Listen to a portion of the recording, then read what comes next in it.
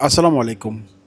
কুয়েতের পর্যটন কেন্দ্রগুলোর মধ্যে আরেকটি উল্লেখযোগ্য জায়গা হলো শার্কের আব্রাস টাওয়ার।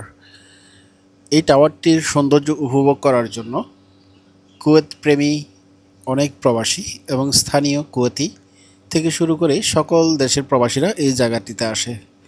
এখানের এই টাওয়ারের সামনেই রয়েছে কুয়েতের ৫ দিনার এবং ২০ দিনারের নৌকা আদলের তাদের জাতীয় সিম্বল। ঠিক এই জায়গাটিতে প্রতিদিন, বিশেষ করে বৃহস্পতিবার, শুক্রবার, শনিবার এই বন্ধের দিনগুলোতে এবং বিভিন্ন অকেশনের বন্ধের দিনগুলোতে প্রচুর ভিড় থাকে।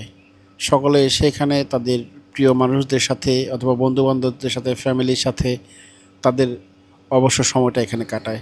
ব্যস্ততম প্রবাস জীবনে নিজেকে একটু স্বস্তি দিতে চলে আসুন আপনার প্রিয় মানুষদের সাথে, আপনার ফ্রেন্ড সার্কেলদের সাথে ঠিক এই জায়গাটিতে। এই টাওয়ারের সৌন্দর্য, এই জায়গার সৌন্দর্য এবং সাগরে গোসল করার মাধ্যমে আপনার সকল ক্লান্তি দূর করতে পারবেন। ধন্যবাদ সবাইকে।